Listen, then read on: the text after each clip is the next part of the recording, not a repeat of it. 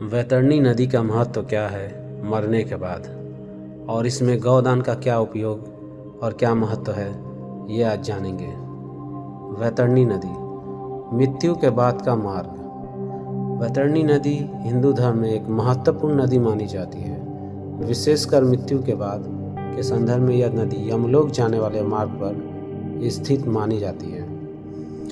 पौराणिक कथाओं के अनुसार गरुड़ पुराण में इस नदी का विस्तार वर्णन से मिलता है। इसके अनुसार यह नदी अत्यंत गर्म और अशुद्ध होती है। मृत्यु के बाद आत्मा को इस नदी के उस पार करके जाना पड़ता है। जो लोग पुण्य कर्म करते हैं उन्हें इस नदी को आसानी से पार करने में मदद मिलती है। अर्थात जो लोग पुण्य कर्म नहीं करते हैं, जिनका पाप अधिक रहता है, उन्हें यह नदी पार करने में बहुत ही तकलीफ़ और कठिनाई होती है। आखिर क्यों महत्वपूर्ण है ये नदी?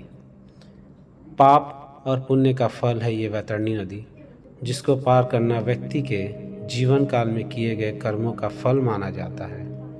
मोक्ष का मार्ग, इस नदी को पार करने के बाद ही आत्मा मोक्ष को प्राप्त कर सकती है।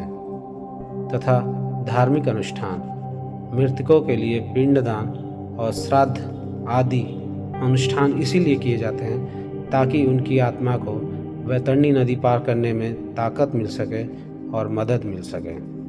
ध्यान दें, वैतरणी नदी एक पौराणिक संकल्पना है। इसे भौतिक रूप से किसी नदी से नहीं जोड़ा जा सकता। वैतरणी नदी और गंगा नदी, कुछ मान्यताओं के अनुसार गंगा नदी जब पृथ्वीलोक में बहती है तब उसे वैतरणी नदी कहा जाता है। वैतरणी नदी और गोदान करने का भी वैतरणी नदी पार करने में आसानी होती है, ऐसा माना जाता है।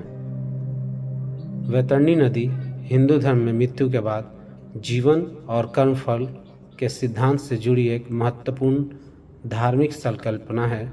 यह हमें अच्छे कर्म करने और धर्म मार्ग पर चलने के लिए प्रेरित करती है।